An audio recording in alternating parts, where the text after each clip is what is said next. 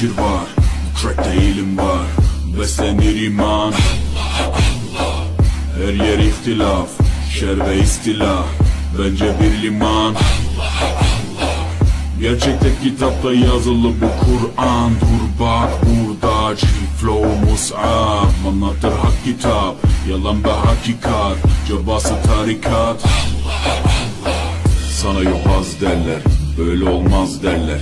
Onlar gibi düşünmedikçe çoban derler.